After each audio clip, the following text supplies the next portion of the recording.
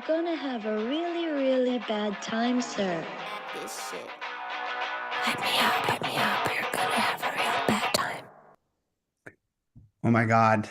Amanda Iverson is here. Amanda, we love you. We love you. You're a legend. We'll get back to that more later. Put her in the penalty box.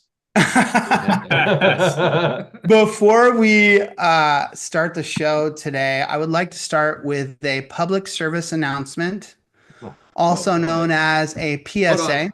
The views expressed in this show are only of JD's and not of the rest of us. No. I feel like I'm speaking on behalf of all of us. So, okay. No, I don't accept you speaking on behalf of me ever. Well, you work for me, so suck it up. Oh, damn it. Last show, some statements were said about, everyone listen up. Here we go, okay? Some statements were said about a certain record keeper. And to be honest, this wouldn't be the first time that come Friday morning, some record keeper or tech company or even trade organization is contacting us. Shall I say the word upset, less than happy with us. This is their messages we get on a Friday morning after a show. It's been happening for a long time. These companies are obviously an important part of our industry. My attorney wrote this for me.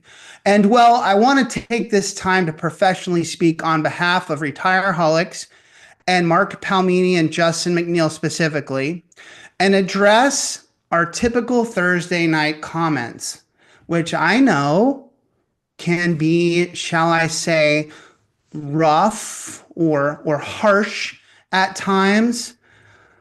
I want you to know from the bottom of our hearts and mind that you all should stop whining like little babies and fucking grow the fuck up. Oh, gosh. Oh, gosh. For context, we have been doing this show for 10 years. And the whole point of this show is that we share our unfiltered and honest opinions. If we instead only shared ideas and thoughts that were fully prepared or created not to offend, well, then you would just be watching a good old-fashioned panelist group or an industry-sponsored webinar. And we all know we've got plenty of those. Or yeah, as Sherry says, no one would show up. In summary, the whole point of this show, people, is that we drink booze and speak our mind. That came from you, Robe Guy, in our text.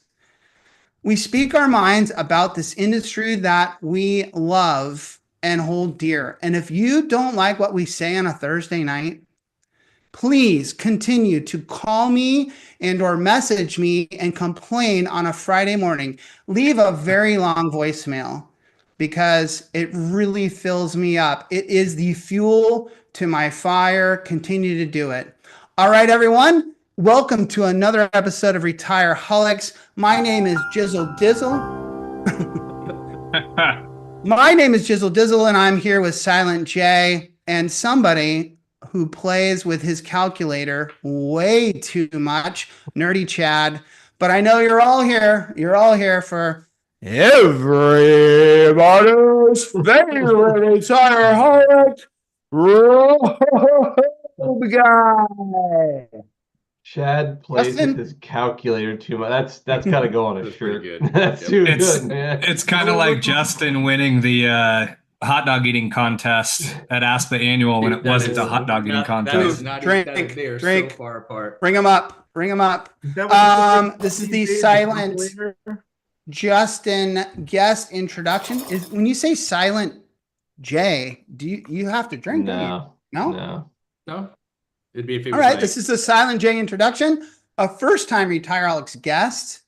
Take it away, motherfucker, Justin. shut up. What? Sorry. Oh, sorry. You'll understand why. Two-time Chatbar champ. First-time guest. The man we suck. Shut up. The man we suckered into being the financier of the Retireholics movie. You had. God damn it. You totally fucked me up, Brandon. Starting over. Two-time Chatbar champ. First-time guest. The man we suckered into being the financier of the Retireholics movie, which you should see that ROI I'll drink in about 20 years, if ever. The 2014 chili eating champion of Long Beach, California. Head boy of the Hufflepuff House. RVP, I'll drink for that too, of the Pac Northwest, Mr. Kevin Spaeth. Thank you very much, everybody. Great to be on the show. Long time, first time. Been a big fan of it and glad to be here. Kevin, we are so excited to have you here. Why did you change out of your robe? Why'd you take off your robe? Yeah. You know, like Mr. Rogers. We were getting down to business, so I took off one sweater and put on another one. God, I miss All right. Mr. Rogers. Only There's because you something- had a good statement behind that. I'll let it slide. Yeah, that's good. I have to say, Justin, in all honesty, like Kevin has been in the industry a long time and I think it'll come invaluable today because he's been in different types of roles. But in his current role with Penjax, and I've told him this, he might be in the top 5 of like hardest working people in the industry right now. This dude is traveling around everywhere, shaking hands, kissing babies, putting on costumes and walking offices and doing things. Kevin, quickly, am I wrong? Like, what's your life been like recently? I feel like you've just been balling out, super salesperson, running around everywhere.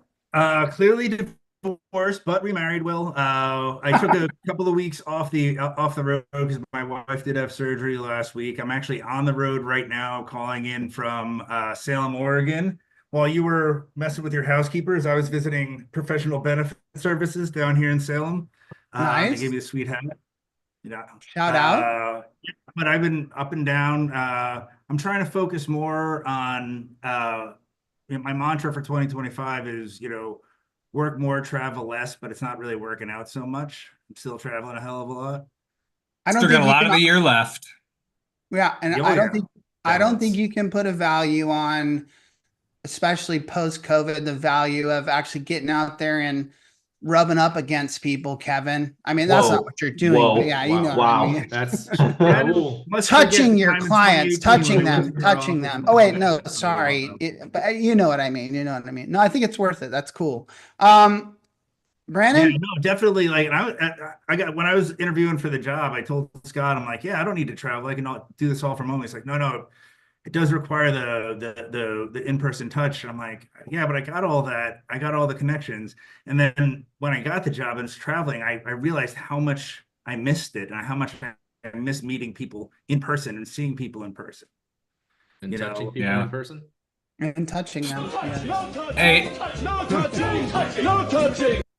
Kevin, you hold a special place in, I'm going to say JD, but in our hearts. I don't know if you remember this. Long ago, prior life for you, different job, we were struggling getting a data feed from one specific record keeper into our testing system.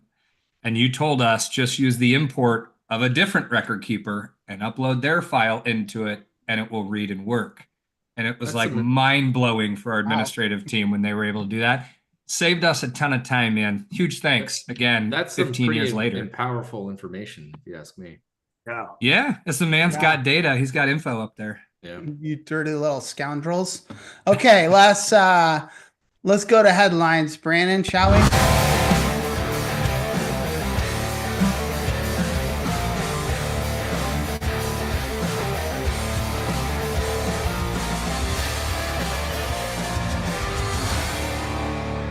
Well, as I dab a little bitters in my bourbon here and a little simple syrup, let's talk about the headline that's most important to me, shall we?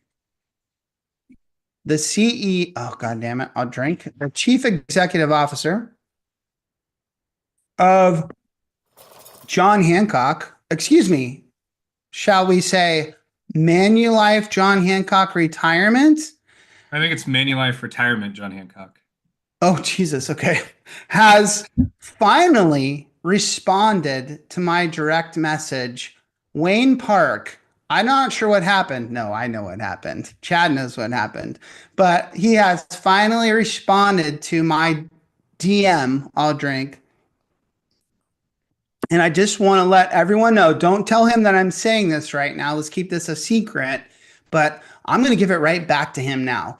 I'm going to ignore his message for a few months before I fucking respond to him because it took him so long to respond to me. And Rogue guys agreeing, good. That makes me feel good. I'm Dude, he's been getting drunk with Chad the last week. Are you going to leave him on red though? Or are you going to open it and just not respond? Or yes, right there. So that he gets maybe I'll, Kevin, maybe I'll respond. I know he read it. Maybe I'll put a little ... and just fucking bail. Just send it to your producer to respond.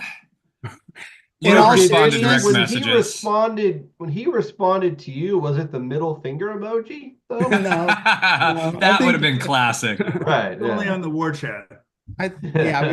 We can talk maybe in the after show about how that all came to fruition. No, the big news, I feel like, and I apologize because Chad, you wanted us to hop online and talk about this immediately when you saw it. And at the time, I just didn't see it as that big of a deal, but Linsco Private Ledger, am I getting that right?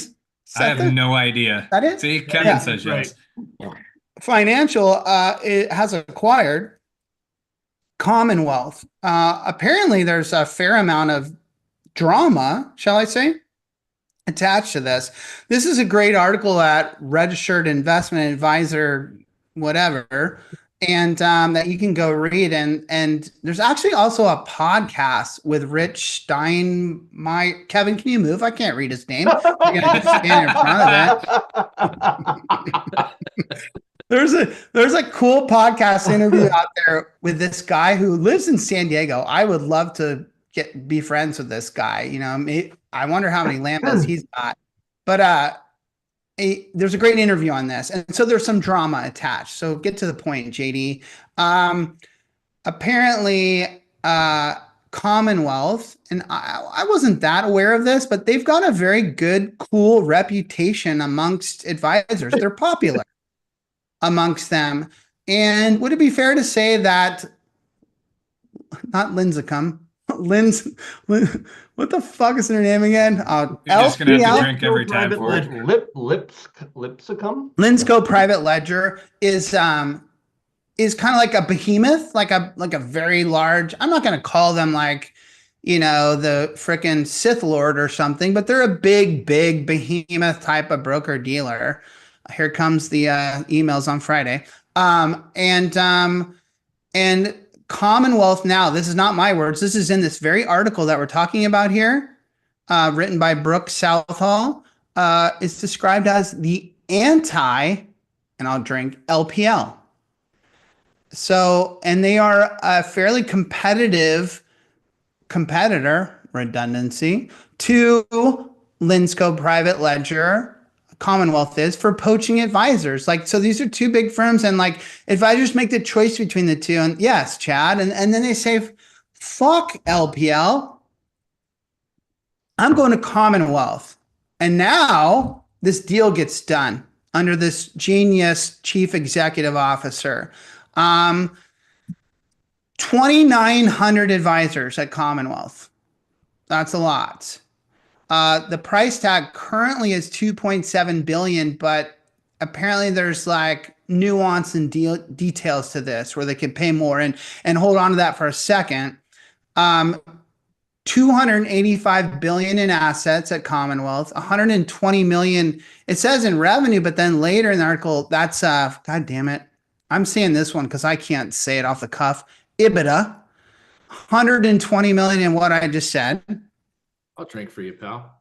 So this is a big deal. And in addition to that, from this article, quote, there is no question that Linscomb Private Ledger plans a very generous retention package for the Commonwealth advisors. Yes, chat. So there's some big advisors that even after this acquisition that they want to stay put, and they're going to give them an incentive to stay put. Some people call this I like money. Yeah, fuck. Some people call this at 8 times that word. I'm not going to say it again. Other people are calculating it as a 20 times when it all comes in and it's said and done, which that blows my fucking mind.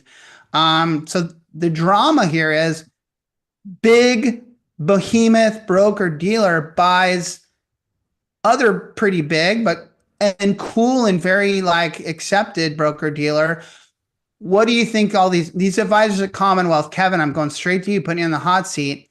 Are they like, fuck yes, I'm at Commonwealth. Now I'm going to Linscomb Private Ledger and someone's going to come and talk to me about what kind of check they're going to stroke me? Or are they saying to themselves, fuck, I went to Commonwealth because I want to be at Commonwealth. I don't want to be on the Death Star. Well, I'm thinking that they're going to take the check and then see what the wait out period is and then maybe jump ship right after that. You dirty bastard. And it's been a while since I covered Linsco Private Ledger at National Accounts in my old firm, but how much is it the home office that's doing it rather than the individual broker offices? Because you have no idea who a Linsco Private Ledger is or a Commonwealth Linsco Private Ledger or a Commonwealth advisor is, because it's all like Centura Wealth or Logista Wealth. They're all their own firms with leaning on the back office support. And then it also is what's done through the BD versus what's done through their broker dealer. Oh yeah. Self-regulating. I like that. What's done through their registered investment advisor. True. Chad. Did you go ahead? I think I had mentioned to you, it was Fred Barnstein that broke this to me. And man, he's so connected. He gets information so fast. That's when I text you when I was in Chicago with him, and he made a really interesting point. I think he actually put it on his podcast here in the last day or two. Pending any objections, I guess. Guys can leave. Well, no. Commonwealth was fined by the SEC. Oh, dang. I want to say it was some like $99 million. And when you think about their look at Hackler before interest and tax, and they're making their EBITDA, and I'll take both of them, is 120 million, and they got fined 93 million. You're in a pretty tough little spot right there. A year's revenue, and one year. Or you're plus happily take that money and run. And then he also made a point on his podcast that he had some of the most recent big name advisors. Alex Astley is one of the ones he named that left Commonwealth, somewhat unhappy, went over to Hub. So you have some big names jumping ship. You're losing some assets under management. You've got a big fine. It seemed like a pretty good time for them to potentially sell. And I don't think the people at Linscomb Private Ledger are idiots. I think they will gladly stroke the check in spite of some of those things you just said, because you said 90 million. Fred Barnstein put it on there in the chat bar there. Hackler had a comment. Regulatory approval is what he called it. When you're paying 2.7 billion, 90 million is like, that's just a little fluff off the top. You're like, okay. No, but I'm talking if you're Commonwealth, I'm saying on the other side of that, if you're Commonwealth and you've lost an entire year of revenue, and now you're in a position where you're losing some of your big name advisors, it seems like Chad, writing on the wall that it could be a good time. They're going to keep the brand, they say, as is. Most of these articles written about it say it won't. We'll see how long that lasts. But you're not Commonwealth anymore. I know I'm stretching the truth right now. You're LPL and I'll drink. So they'll get through it. They're basically doing what a lot of big business does. I just took the pussiest drink, by the way. It was the littlest sip. That was a drop. Let me ask Kevin, because you've been on like the enterprise level for so many years. What is their hopeful retention rate of those 2,200 advisors? I don't even know on the advisor side what that would be, but maybe they're looking at maybe 80%, 70%. And then what are they hoping for and what are they actually going to get are two different things. And then how are they going to spin the numbers once everything's done to make it look like they... You want to know the honest opinion of someone who's been through this before in some way, shape, or form? It's kind of like automatic enrollment. You're going to get outliers that are passionate, that don't want to be there. They're going to take the effort to do things and move. And most people are going to be upset right now.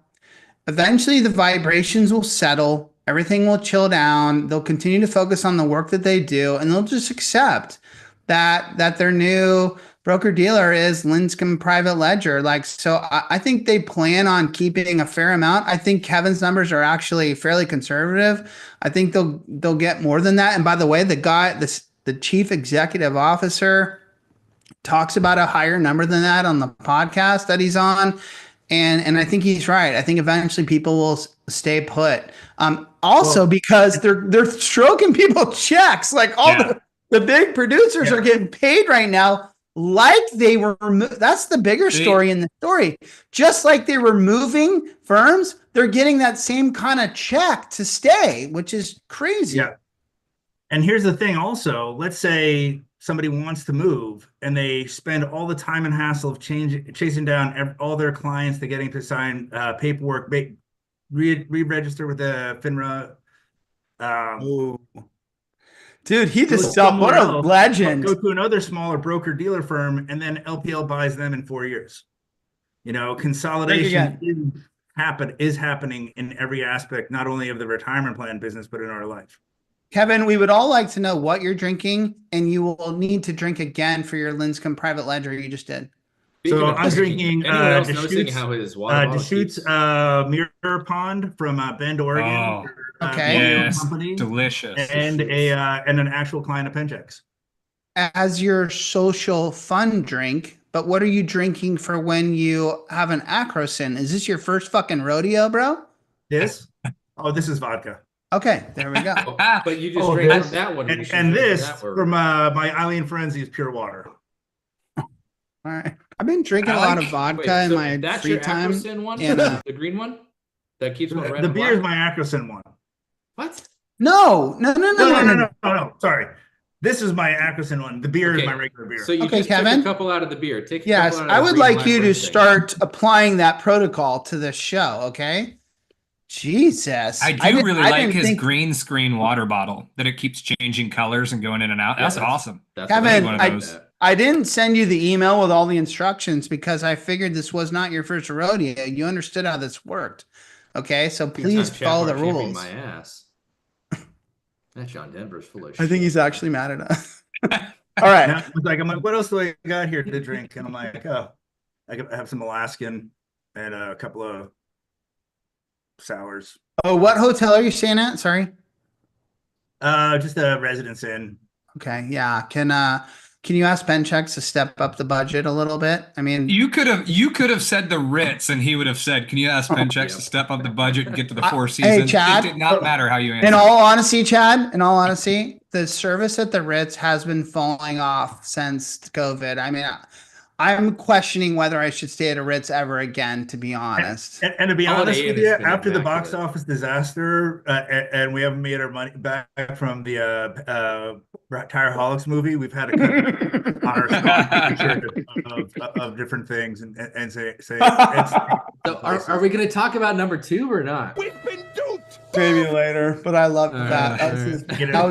You're too kind, Kevin, calling it back, or is it what's it gonna be? We worked our ass off on that movie, and hey, if you haven't seen it, Retireholics the movie, it's a thing. You can go watch it. I kind of blame you for that, Kevin. I mean, in what world did you think you were going to get a return on that? Oh, I wasn't at Penjax at the time. Yeah, he wasn't there. Yeah, that's a good point. That's all Scott. That's all Scott. That's all Scott. I need another movie on my IMDb page. Katie Boyer, please tell me that you're kidding. Because yes, there's a full-fledged Retireholics movie out there. Just hop on YouTube, you can find it. My God, she was having a kid. Oh yeah, she was. Katie, by the way, miss you, love you. Okay, let's move on to the next headline. Betterment has a podcast. Woohoo! What?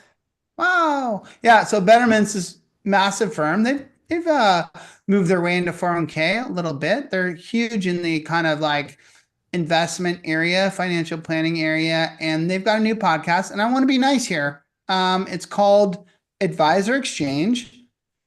And the idea is to have real conversations with advisors about how they run their business and in detail. And I thought that was kind of interesting.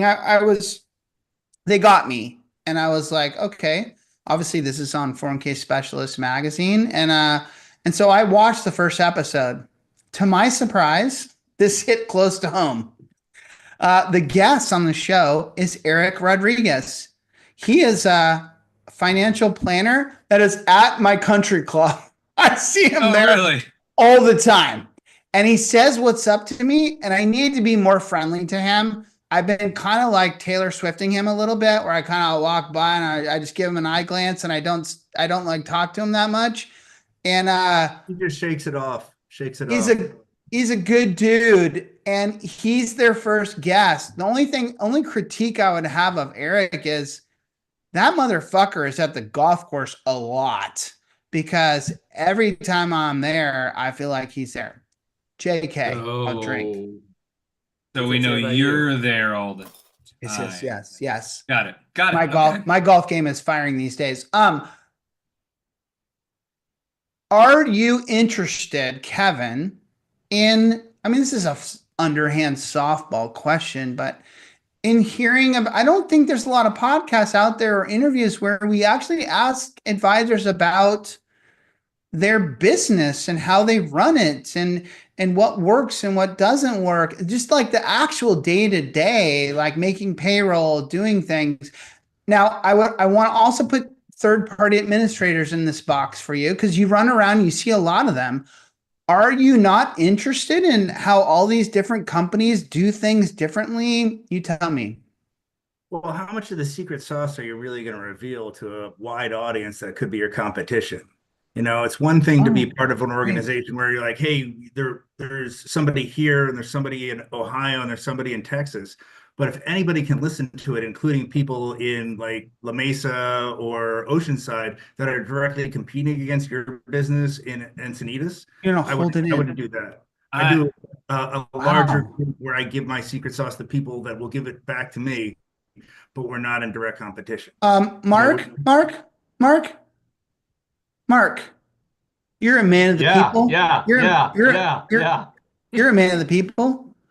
Do you agree with this? Do you feel like you should hold your secrets back from your peers in this industry? Chad, stop shaking your head. It depends on how good your secrets are. I tell people not in my particular market, my secrets, and I want to exchange ideas with them, but somebody that I could be going up against, I don't want them knowing exactly what I'm doing. I get it, Kevin. We all understand, Kevin, how competitive you are. We get it. There's a difference between like collaboration and sharing your expertise. It's like writing a book, like obviously someone writes that and wants to share that with everybody. But to Kevin's point, there's a fine line between like maybe giving away too much. And I operate under the same mentality of like, I don't trust people, right? But so I want to share helpful tidbits, but that doesn't mean I'm going to give them everything.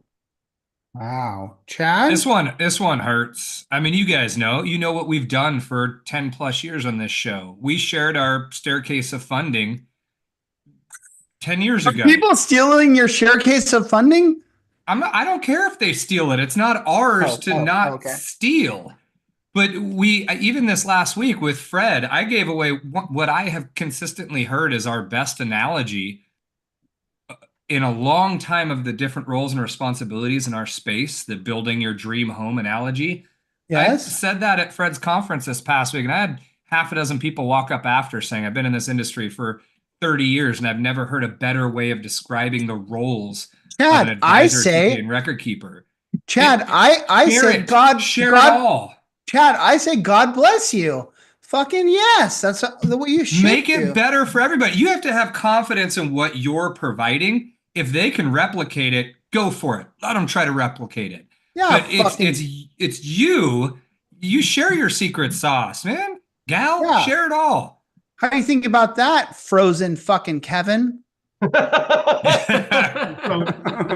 also think that if it's a betterment, if it's a podcast where it's through a licensed organization, they're not going to be as open and honest as a Retireholics are. The great thing about your podcast is you don't care if you piss people off, you say the truth.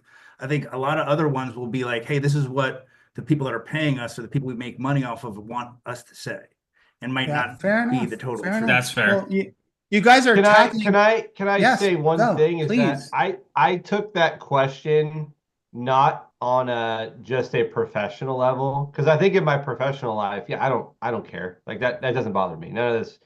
But I'm a very like pretty private person. And I think I have other areas of my life and other things and other experiences and other thoughts and other areas that maybe I don't share other things in. So if I revise my answer, yeah, in work stuff, go for it, whatever. But I'm not going to give away everything maybe outside of that. As someone who's trying to run 3 companies, right now I do understand that there are certain proprietary tech type things that you want to like keep, behind your coat. Like, okay, fine. I understand that. But I think in general, as an industry, we should all treat each other in a positive way and be like, hey man, this is what we're doing, this is how we're doing it, and we can all learn and all get better for it. And I think in the end, sales is more about the hustle of your sales team and the hustle of your networking and your connections, and not about like we're not in the tech space. No one in this fucking industry ever has created a thing that got them market share and some massive, name the fucking time that someone had an invention that then blew up and they got massive market share because they invented that thing. It just hasn't happened. And so I feel like we should all treat each other as peers. Let's acknowledge we're not I'm a huge believer in a rising tide lifts all ships. And when I was running around Southern California doing TPA sales, I was, friends with everybody. My competition, Phil Deckney, Steve Lamb. You can always finish your thought. Peter, Sorry, I told you. whatever. And we had a thing. We never talk bad about each other. Yes, love in that. A meeting. We shit on Bundle, but we never say like, oh, QBI or Benetech. We never do that. But we also would share like our cash balance design and how we and our cash balance design with each other. We share a lot of different ideas, but we didn't share the actual thing that we're. All right, let's move on. Let's clarify. When we're talking about secret sauce, I'm not saying secret sauce is a physical thing you're developing. It's the way in which you're communicating. Tell me any advisor that's developed something, technology, a way of doing something better that is not just the way in which they're communicating this content or providing a service. This to me is 2 very different things. Yes, you don't give away the way Fred mentioned. I got 4,000 plan sponsors to register. I'm not saying you don't give away the way in which you're becoming successful with your technology. But give all of it away, Chad. Give everything away. Give your content away. Give your content away. Share. You need to be open as an industry for us to continue to evolve. JD, it was shortly after I started in this space, you gave the analogy that financial services actually ranked below in trustworthiness than used car salesmen. Like when I jumped into this space, I thought, what the hell am I doing right now? This is what you just told me, is that people look at us as if we're used car salesmen in terms of our trustworthiness. That's terrifying. And perhaps that's terrifying because we've been an industry that generates a ton of revenue and keeps everything secret, the hidden fees and the lack of transparency. It's changed in 15 years, but we need to evolve beyond that. And honesty, transparency, all of that's going to get you there.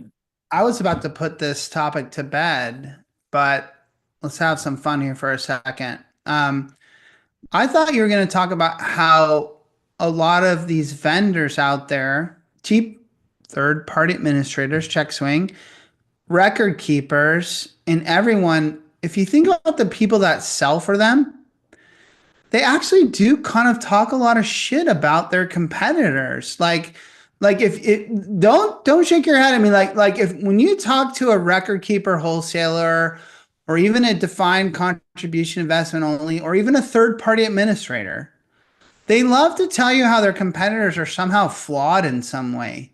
And I think that that's silly. Like we shouldn't do that as an industry. We should all be respectful of each other and then work together, as Kevin said earlier. Like, what do you say? Rising tide rises all boats, or whatever the fuck it is. Like, that's a much better way to go about this, and then try to sell on your strengths and what you're doing instead of talking shit about the people that you're competing against. And Chad, I know this. Like, I still on this day on the golf course see wholesalers do that, where you bring up their competitor and they act like they're some kind of like horrible company. No, I'm not denying that. They do. They It's talk like, what shit the on one another. fuck, bro? Like, you're not working for the angel and they're all working for the devils. Like, you all are just working for different companies. Kevin, you look like you have a thought. Give it to me and then we're going to play a game. Oh, gee, I just lost my thought being called on. Yeah, no, it's all about, when I was at American Fund, they always stress to us, we always sell ourselves and we never sell against each other, against someone else. We always sell on our strengths. And I never like sell that on they did anybody that. else's weakness. Cool for Capital Group. Is that the corporate name? The Capital Group companies sponsor presenting American funds. Good for them. Whatever, hippie. I'm glad that they said that. I appreciate that from a large corporation. I think that's a good ethos to follow. All right, let's I don't only run 3 companies. I also am the inventor of several phenomenal segments on this show. And one of them is the totally original Nope or Dope game.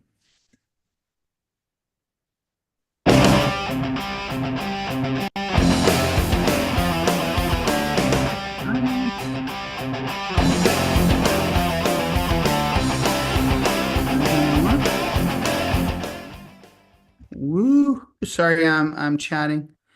Woohoo! Giants, let's go. All right, I got some Nope or Dopes for you guys, and this gets difficult because we've been doing this for 10 years, and it's always been Nope or Dope, right, Mark?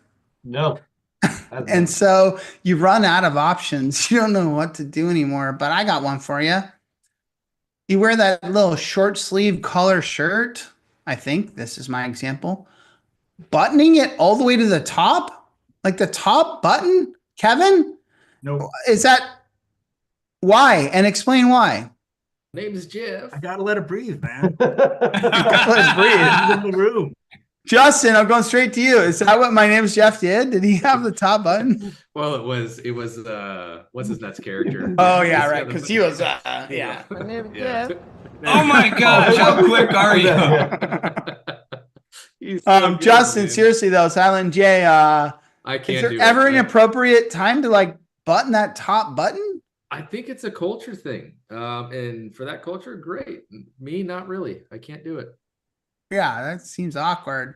Mark, All right. Wait, are we just talking about solely buttoning the top button? Or are you saying anytime you all have the way up. any, like even a polo shirt, buttoning the top button on the polo shirt?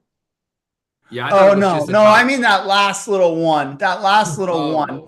And obviously, I'm not talking about if you're putting on a tie or whatever. But if you're wearing a suit jacket and you dress shirt and you went to the top button, yes, that applies here. But I'm also talking about like a classic polo where you just hit that top fucking button. No, road guy. I'm actually Let it breathe. as I look at it now. Yes. I kind of like the top. I like it. I don't know. It's you look responsible, Mark. I would purchase your game. So Your game. Chad. Never Chad. top button. I want to wear a tie. Kevin, you already had your chance to talk. Shut the fuck up right now, okay? No. Chad. Yes, Jay.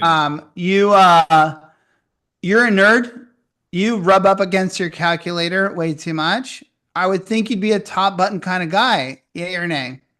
I tend to buy my clothing really small, and often the top button won't even close around my neck. So I'm a no. It feels choking and restrictive. Okay. Yeah, I don't like how it feels, but the look is actually not bad. Thanks for that, Brandon.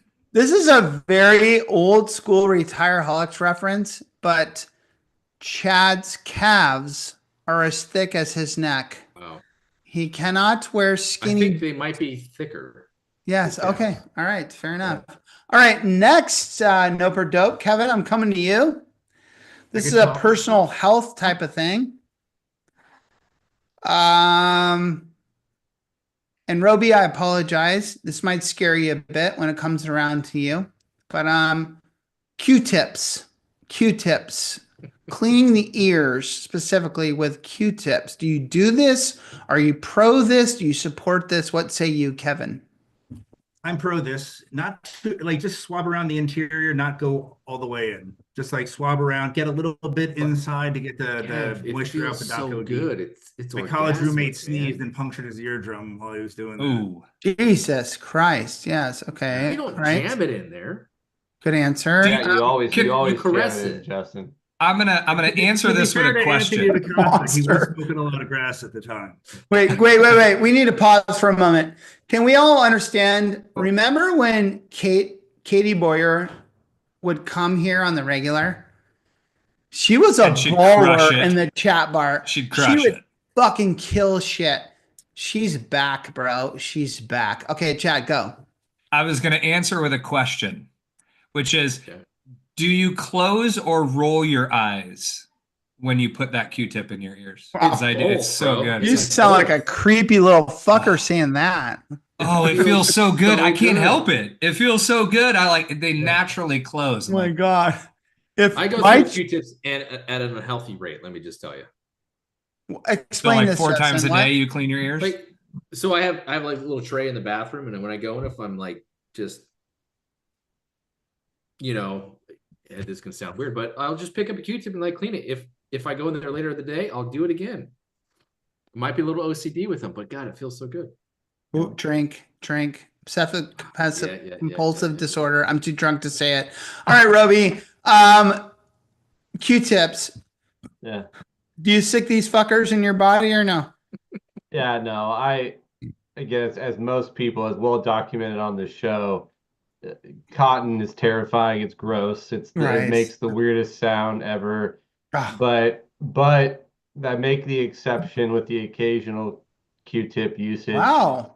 And you challenge your fears and you move forward. I shoved that thing so far in, I let go, and it's just sitting there. It's great. Yes, Kevin, I got you. Go ahead, Kevin. What? Is that not a cotton robe? Is that like a poly blend? I thought. Kevin, don't freak him out. No. Cotton ball. I get it. I'm surrounded by things that are made out of this material. It's just in the ball form. In the ball form cotton, it needs to be wiped off the earth. It's hey, Mark, horrible. Can I also let you know that since you've told me that, like most things, you're not alone. You're not alone.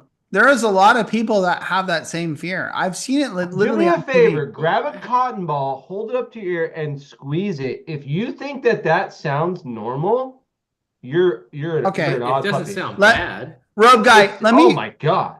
Robe guy, let me freak you out. And let me freak everyone else out at the same time. The worst is when you're a long-haired, beard-wearing, dirty surfer.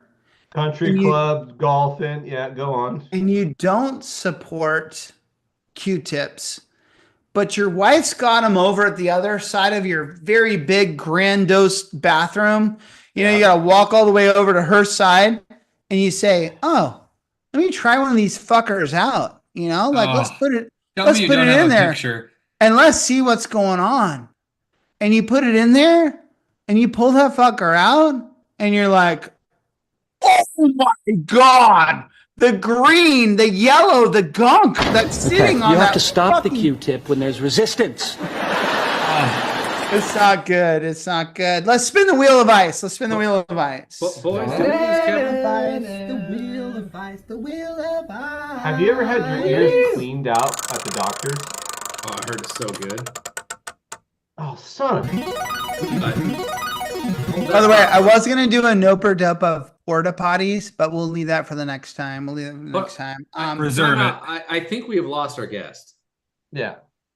I like him frozen. Let's keep on. I like him like this. This is perfect. Keep on keeping He's like a little prisoner.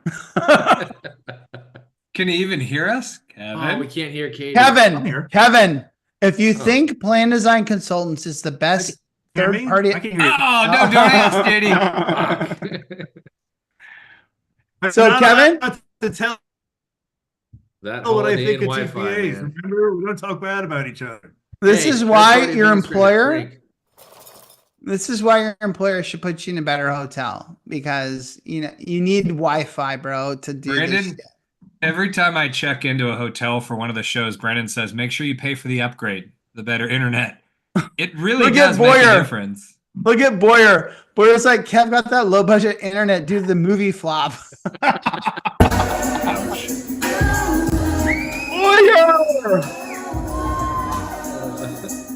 Look at Chad. Chad's right there. That's Chad. Am I back? Oh, it's me. Oh, no. All right. 401 Go. And many of you have not seen this episode because it's one of our kind of live streaming episodes, but we had the chief executive officer, founder of 401 Go on our podcast, if that's what you call it, at one point. But the news this week is that they've partnered. What did I say? 401 Go and Mezro are now bro. Right? There's a partnership here. 401 row. There's a partnership here. And so they're going to, Mezro now is a 338 fiduciary option for 401 Go. That's great. For anyone tuning in, Mezro is like a very established, very reputable, very long-term investment management firm. Like when you talk 338, yeah, you should think of Mezro. They've been doing this for a long time. 401 Go is this somewhat new disruptor, a digital type of platform. And again, go find that episode where we talked to their founder. It was fun. He's a good guy. I don't remember his name, but but yeah, they're doing so good. They're doing a good job and crushing shit apparently. And now they've got this partnership, with Mezro. I'll tell you what I liked about this, and I'm going to ask you guys about this, is that advisors will continue to have the option to use 401k Go as their 338 under their sister company, Go Invest. So I'm going to say, as a guy who's usually negative, God bless these motherfuckers. They, instead of selling, thank you, Chad, instead of selling proprietary shit only, they brought in a big firm that does this on the regular and offered it as an additional option. So Kevin, I feel like, I don't even know where you've been, Kevin. Fuck you and fuck your internet. So I'm going to go straight to Chad right now. So Chad. You guys hear me now at least? Yeah, Are you there, Kevin? Can I count on you?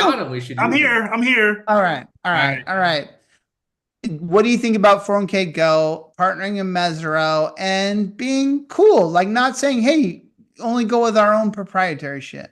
Yeah, I think it's good. We'll see what Mezro picks as the underlying funds. But another thing about 401k Go is— What do you mean? Kevin, hang on. What do you mean? It's open architecture and they're 338. They'll pick their same lineup they are with Kevin, 4 dozen other record keepers. Why do you say that? They're a reputable firm. They'll make a prudent decision, and who the fuck cares? What's in the best interest of the participants? That's why we all do this, right?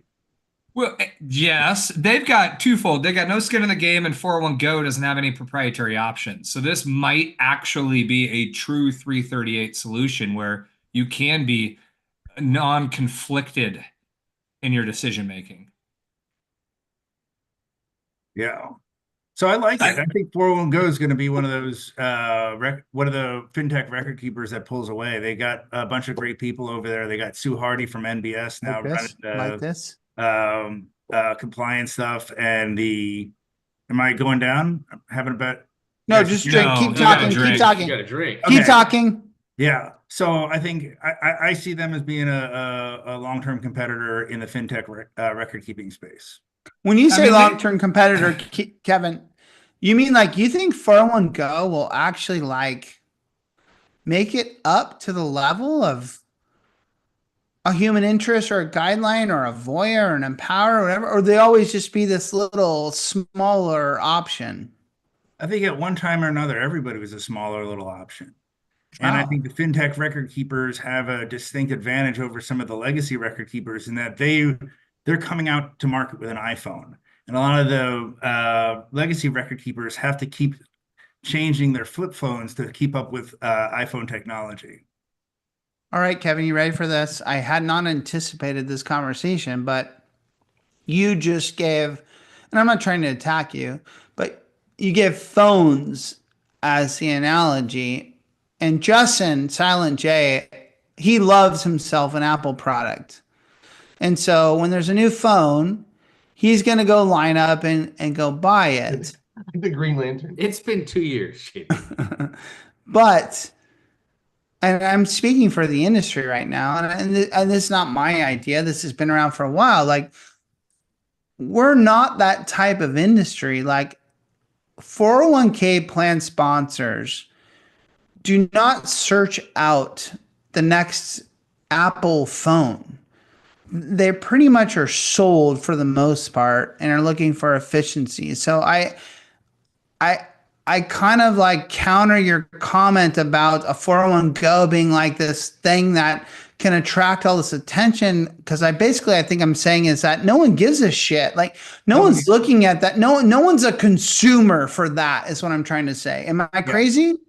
No, you're not. But I think they'll have the efficiencies that they can build from starting from scratch rather than having to, of course, build and tack on and do things like that, like some other record keepers have done, and then switch course to now go partner with fintech firms. Of course. How familiar are you with Vestwell as a company? Pretty familiar. Okay. So wouldn't you say that that's kind of was their like business model in a way, right? It was. Exactly. That's where they have the leg up on the legacy record keepers. The legacy record I agree. More name recognition and bigger market share. Scalability. Chad, I'm winging it right now, Chad, but I want to go to you. Don't divert from this. This concept that a Vestwell or a 401 Go could be the new answer to our industry, and that all these partners that you do not want me to offend every Thursday night could be in trouble with them. Speak. Well, twofold. I think we're watching a serious blending of a top 5 record keeper, maybe even a top 3 record keeper space that have a dominance on volume. And then you'll have plenty of others that will emerge below there. I'm not naive to think that a big tech business couldn't then make a serious impact and challenge one or two of those. My direct answer, JD, would be it would be a new technology that changed the way things are being done, and truthfully partner deep through payroll, or like Vestwell has done, found a way somewhat around payroll by being the chassis of choice. Yes, I did just come back from a Hancock event. The chassis of choice for different record keepers. I don't think someone like 401 Go, who has come into the marketplace essentially saying you're paying too much for all your services, we can do it less expensive and more efficiently, is going to be the group that wins out in that battle. The Chatbar is blowing up right now. You're getting 12, Fred just mentioned, you get $12 million again of investment. I say again because they've had a bunch of funding already, and you charge what they're charging. The number of plans, unless you create an ancillary way of making income, the number of plans you're going to have to bring on is astra-freaking-nomical. We're back to this, which you and I have always agreed on this, which is like, I don't understand their business model. Like, it doesn't make a lot of sense. You know, but I'm not as smart as they are. There's some other way in which they're going to monetize this. I think you don't give yourself enough credit. I think that the Silicon Valley mentality is we build a thing and we get a lot of users. And then when we get those users, we can start to monetize on those users. I mean, that is the That's the model of Facebook, now Meta, Google, whatever. Like, okay, that's the classic Silicon Valley model in a general sense. And so I think they can apply it here where they can just be like, hey, well, we're going to make this attractive, affordable, this and that, and get just a lot of people to sign up for it. And then we'll figure out how to be profitable, because Chad just made some great points that no one talks about a lot here, is that I don't think these disrupting companies are really like making honest profits yet. Like they're not. Their fees don't cover their expenses. Sorry, I'm drunk. I'm talking about Guideline, Human Interest, all these companies, and so they're just. This is this world where rich people back you, venture capital backed, private equity backed, and they give you all this money to go do something. And you're like, oh, we're going to go do this and we're going to crush it. And then they're like, look at us. Because you gave us all this money, we're actually doing pretty good. But then to Chad's point, but it's like, yeah, but are you profitable? And we'll see that play out. So I'm sorry. Sorry, Kevin. It looked like you were leaning forward. Let me make one more point, then we can kick it to you. There's still this conversation, and I'm not saying it is dead, but there's still this conversation of it's about the data. And I just have to continue to ring the bell that we have been ringing for quite some time. I don't think it's the access to the data that is going to be the next wave of value in our space. It's going to be the access to the participant that creates the value. These record keepers that have tens of thousands of participants and growing, millions of participants, the access to those individuals to potentially pitch ancillary product is what is going to be the next wave of revenue in our space. Yeah, we haven't seen that shoe drop. We haven't seen that shoe drop yet. It's coming. Yeah. We have not seen that shoe drop yet, but I'm with you. We've talked about that for a long time. Okay. Well, can I just address real quick? Gigi, I'm trying to be present in the podcast as a guest, but I'm also want to be the Chatbar champion. I know he can't work out this week, but I want to make sure Gigi knows that Quentin Tarantino wrote the True Romance soundtrack and sold it in order to make Pulp Fiction, and that's how he funded Pulp Fiction. Oh, wow. Really? Yeah. And we'll give you a dropping knowledge bombs. Oh wait, he's drinking for Gigi. Okay, I'm perfect. drinking for that. Good. I'm hitting the buttons, but nothing All right, happens. guys, I want to do a new segment. So this is like we're trying this for the first time. Okay. Yes, Roby, that's how I feel. Is it totally original? Your physical action matched my when you feeling. say the words new and then segment, I get real excited. Just like good. as excited All as Justin All right. gets when he enters his bathroom and sees Q-tips. All right, Kevin, you got TikTok on your phone? I don't.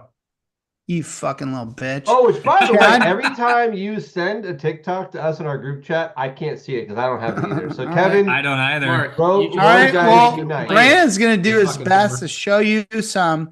When I talked about TikTok and financial services, a lot of people reach out to me and they were like, hey, you guys should look at those crazy fucking videos on TikTok and like comment on them.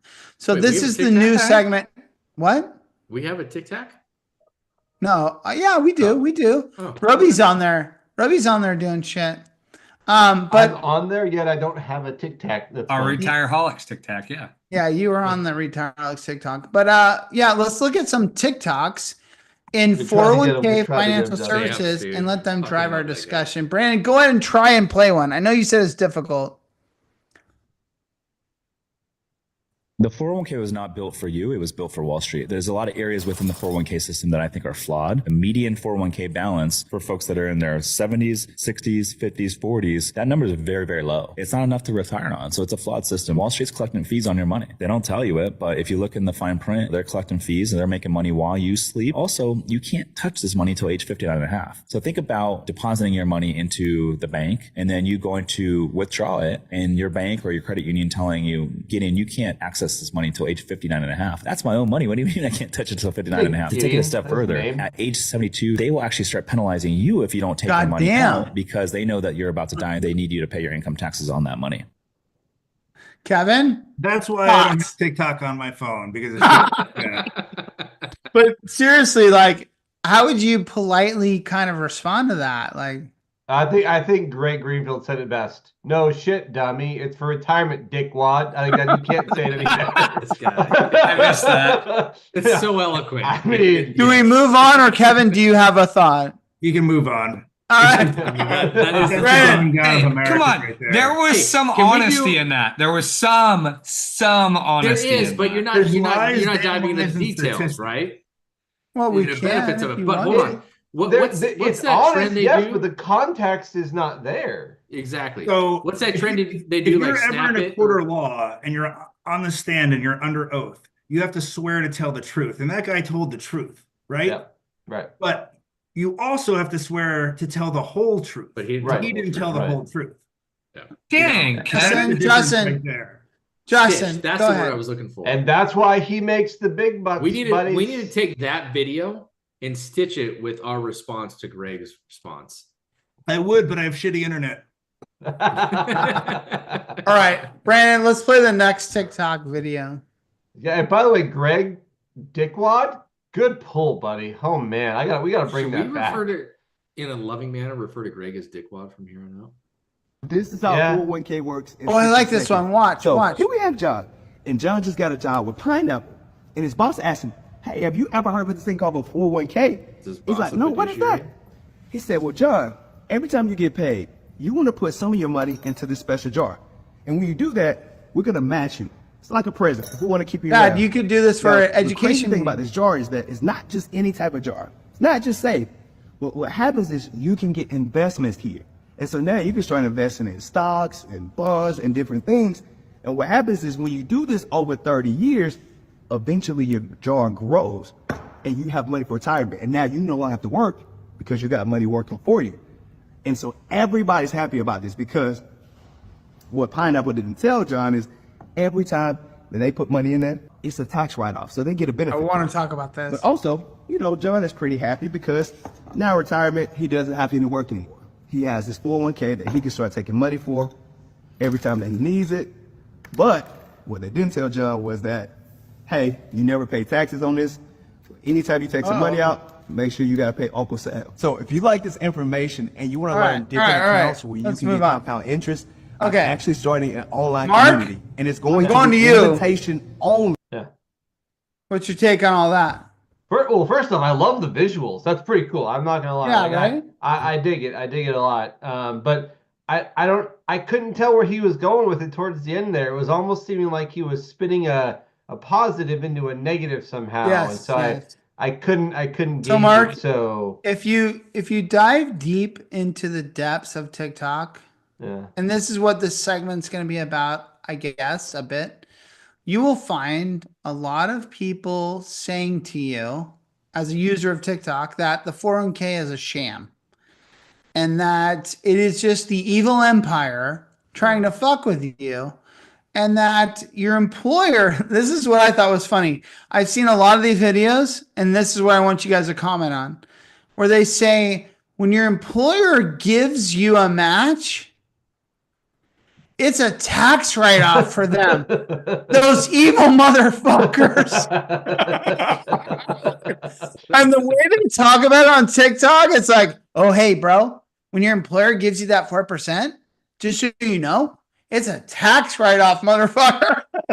all I'm I can sitting say there as is an employer going, just spin it the opposite. It would be like they could also give you a pizza party that is also a tax write-off, but Yes, instead they're giving yes. you actual money. Very true. What's wrong with that? Very true. You want pizza instead? Kevin, you're our Is that why guest. you've never had a pizza party? Kevin, you're our guest. The video you saw or the comments I just made, whatever your fancy is, go. It's again not the whole truth, nothing about testing or safe harbor or the fact that it's a different way to keep employees around through a vesting schedule. Like when I was at American Funds, we have 15% money purchase plan. With the Damn, 60 you had a investment- 15% like profit sharing plan, like just straight up? It was money purchase. Step your shit up, JD. Same. Yeah. Same. Yeah, and it was 6-year graded vesting schedule, and that kept everybody around for a minimum of 6 years. They don't talk about that. They don't talk about handcuffs. They don't talk about, it's a tax write-off, but it's still money out the door. It's a way to benefit employees rather than paying it to them as a cash bonus or as W-2, which gets taxed on them and on them. Yeah. Kevin, can I be honest with you? Sure. Me and you here, no one else is around. It's just me and you. Okay. And I have Get your hand off my knee, JD. Huh? Not like that. Get your hand off my knee. Sorry. I'll remove my hand from your knee. I have a company and I have a safe harbor plan where I give 4%. And I look at that 4% that I give to everyone of their comp as like not a tax write-off. I look at it as like, fuck, I could have that money for myself to buy shit. Instead, I give it to these motherfuckers. But JD, you only get to keep half of it because you make so much goddamn money. Well, I'm just saying. If you recall, the way this test works is that way it allows you and Chad to defer the maximum without getting a corrective distribution. True. I think we'd pass our ADP test, and I won't drink without that. But my point was, Justin, but no, I'm not. We gotta end this. Well, my point is that it's so funny to see the internet / TikTok say that when an employer gives you a match, they're somehow like gaming the system and like benefiting from that. Well, they kind of are. Go, Justin. Go. Well, you're not gaming the system. You're getting a benefit out of it. Let's be honest. You're going to pay that shit in taxes anyways, and only keep half. If you made a profit, negative. God damn it, JD. This is what we sell on, bro. Come on. We encourage owners to do this. Yeah, no, we're saying there's nothing wrong with it. Justin, by the way, I want to look at you, Justin. Everyone stop. Shut the fuck up. I challenge you to ever fund profit sharing. I just challenge you. Just try it. It's fun. You should do it. Shut the fuck up. Justin, look at me virtually on the Zoom. I'm looking at you. Look at my ass. I love you. That was a great comment. That was perfect. Yeah, you're right. Hold on. If we Mark, look at me. Chad, shut up. Camera. Love you. Take your safe harbor fucking match and accept it, you little bitch. I'm not going to give you a fucking profit sharing contribution. Yes, Chad, what do you want to say? I was just going to make the two statements. One, I like this segment, but I think we actually do need to address the comments that are being made when we do it next time, because people that are going to watch that maybe stumble across this. And if we don't address the false comments or why we're negative about it, then it doesn't do any benefit. So I think we need to address it. Secondly, we need to start making TikToks, guys. This is ridiculous. Yes. What are we waiting for? Brandon, play the robe guy TikTok. Okay, we got to move on. Well, hold on. Justin, go on. If you got a statement, say it. Chad had a comment. You wanted to No, we're good. No, fuck Chad. You got something to say, Justin, or no? No, I was just trying to step up for all right, we are. This is the longest show ever. We've got to fucking stop. It's an hour. The best guest ever. Hey, there's no end. That's right, Kevin. Way to go.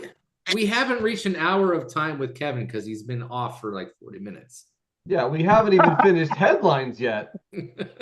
I have to say, by the way, like the audience is sticking around, so it's all good. It's increasing. All good. All right, I got another subject then. Let's move on. No. What? I'm just joking. Dude, hey, hold on. Webby has a great idea. It's drunk stock tips are meant for TikTok. No, we're not doing that. We're not doing that because recently Chad has been traveling and he was at do we call it a conference? Do we call it a Kool-Aid like get together? I don't know, but he was somewhere and I think it was Hancock hanging out, doing things. And he texted us. I'm letting everyone know. He texted us in our group text. The group chat was confidential. He goes, "Hey boys, John Hancock / Vestwell going now has a fucking cool ass tech, bro. When you onboard a new client, you just upload your adoption agreement. And for the nerds out there, they know this. and it'll populate their system with all the provisions. And Robe Guy, what was the response to the chat text on that? I don't know. What was it? It was negative. You guys were initially negative. You tell everyone. What was the response? So for those that didn't quite make sense of that, what happens is you onboard a plan and all we would have to do is upload the adoption agreement and then all of their provisions would pre-populate. Whereas right now, we have to go in there and we have to say, well, what are the exclusions? What is the eligibility? What is the time period for the eligibility? How many hours? Chat, stop for a second. I'm sorry. Katie, we're going to go to the chat bar. No, not properly filled out. You're uploading the adoption agreement. The adoption agreement is properly filled out. So this is, Katie, you're missing the point here. I love you. You're putting the adoption agreement in to, go ahead, But what she's asking is the tech doing it perfectly.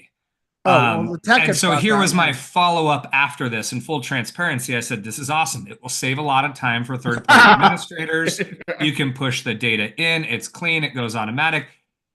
One of the issues is they've only set this up for FT Williams at this point. That's gotta count. So it's not universal for all documents, but it is still the step in the right direction if it can be depended upon. Go ahead, Kevin. So is it you're uploading a document, or do they have an API with FT Williams? So when you enter in the document, API, I'll drink your drink. I don't know that to be true, JD. I don't know. It is true. Yeah, it's totally true. You can directly push in amendments, and it will change the plan provisions on the. Whoa! We're talking about an adoption agreement right now. I'm talking about amendments and the ongoing stuff, like.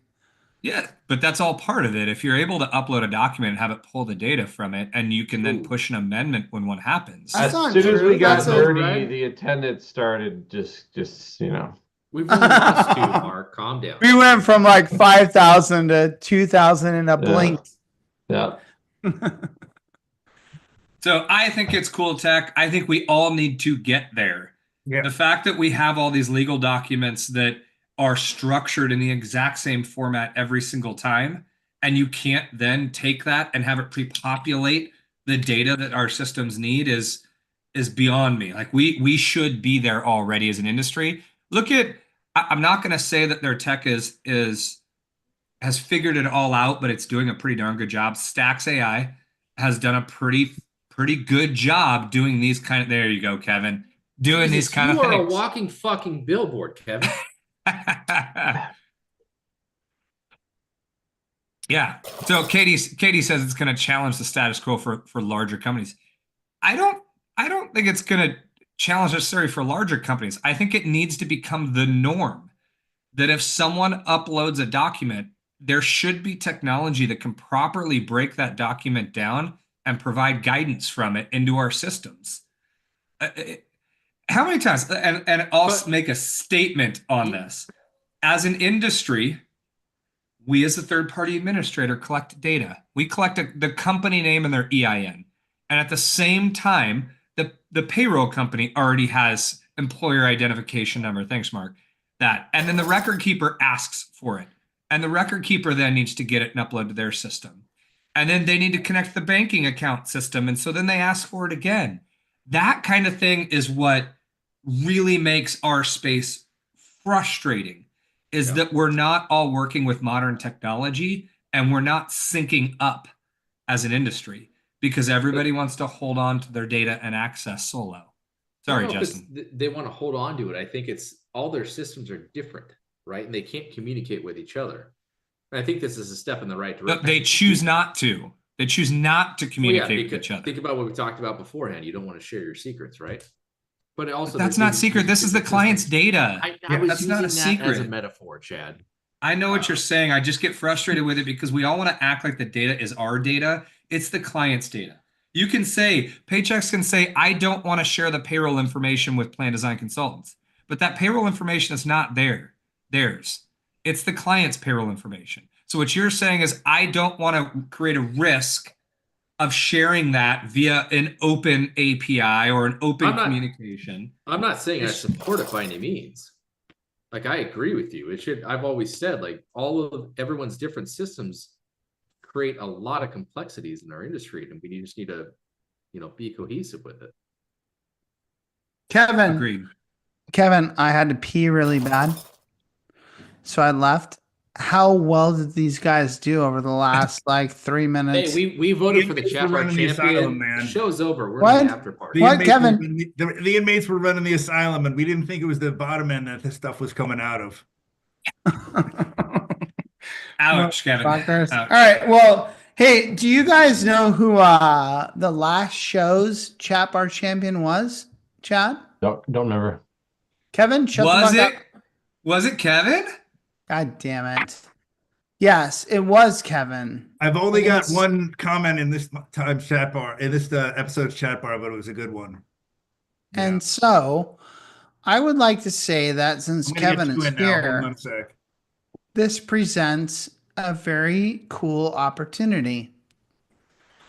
We can talk with Kevin about how we would like to distribute something to the Penjax office. I'm assuming that this is where the delivery would be. But Kevin, you're here. Lest you tell us, what do we want to send to the Penjax office? And Chatbar, chime in too. Let's make this decision together as a group. And when I say decision, I mean decision, because I'm fucking sorry. Yes, thank you. What's our buddy's name? I think we should hire like one of those food trucks, like a snow cone truck or something like that, or a taco truck. Good idea. Go by. Penjax, we bring all our employees to the home office twice a year for our big employee appreciation event. We're doing it next month. How many employees do you have? Next month. 20. Huh? How many? 120? Yeah. Oh. So, Kevin, are you suggesting that your position on this committee, this board, you're saying that we should wait till then and do something phenomenal? Ooh, In-N-Out. Oh, the In-N-Out truck. That'd be awesome. Yeah. Yeah, we're trying to get an In-N-Out truck for the Western Pension. Kevin, listen to me. Kevin. Yes. Chad, shut the fuck up. Kevin. Me and you, I know you're in a shitty hotel. I know when we look behind you, you've got these weird colored pillows and this fucking bed that doesn't look inviting, and there's bed bugs. Here's on the ceiling, pink champagne on ice. What I want you to answer is, do you think this is the best use of a champion, of the Chatbar champion, that we do this in, what did you say, 2 months or something? No, next month. It's in May. Next this month. is April already. I can't So you believe like this idea? I love it. Okay. All right. Chad, you can talk now. No, I love it. I'm flying to Arizona to join. Kevin, what are we going to do? What are we going to do? Man, you should have asked me this 2 drinks ago. Let me think. We'll do anything, bro. We'll fucking spend, godly amounts. Just tell us Kevin, what to do. We'll have our people reach out to you to coordinate with your people. As to all right. Fair enough, my people will casting couch for Retireholics, the sequel. You say casting couch? I just thought maybe the Chatbar could help out. He sure did. Whatever. Sure did. It's all good. Okay, everybody. Thank you for tuning in. My God. Well, Chatbar champion. It was off the hook tonight. It was great, but there is no disputing who the winner is. All right, who is it, Justin? It's Katie. No. Katie Boyer, Chatbar champion for tonight's show. Katie Boyer, what the fuck? You won. You come back and you just fucking hit homers. It's what you do. Like Kirk Gibson, just right out of the park. Yeah, like Chad said, the Chatbar was on. It was off the hook. If Sherry Fitz had stuck around, Sherry Fitz's callous for using my calculator was one of the best comments of the show ever. Good. Yeah. But she didn't stick around. Greenfield said dickwad. He came in halfway through too. If Will Hacker would have fucking left, he might have gotten it too, but he teased us with that shit. You're so right. Well, we're 22 minutes over time. So, Chad, there's an end, JD. We're over time. That's Kevin's reading text messages right now. People are texting him like, I'm like downloading this TikTok. Hey, no. About. We're about to wrap this thing up, but I just think it's funny that Chad thinks we're over time. Katie or Katie. All right. Katie Boyer is a Chatbar champion tonight. We're gonna send her free singing lessons in whatever town she lives in. And, she needs it. No. Hey, you guys, fuck. I think we need a reunion in Nashville, guys. Oh, fuck! I don't think I would survive. It was pretty special. Oh, man, Katie was amazing. All right, hey, Katie, you don't get the Chatbar champion if you don't talk to everyone. The key to surviving Nashville, a night in Nashville, is you got to find one of those all-night gyro joints and get a gyro and take it back to your hotel room. And then eat half of it, and you wake up. We found that. We've already done that. Don't worry. Kevin, when you say euro, are you talking about like a person? What are you talking about? Gyro. Gyro. All right, boys. I work for a great Greek, show. Let's wrap this shit up. Yeah, let's get out of here. Justin, great call. We are the Retireholics. And this might shock you, but we've been doing this shit for fucking 10 years. Yes, that's right. Robe Guy, Nerdy Chad, Silent J. We all got together on a couch 10 years ago and decided, hey, let's start talking about retirement plan stuff on a couch and drinking beer.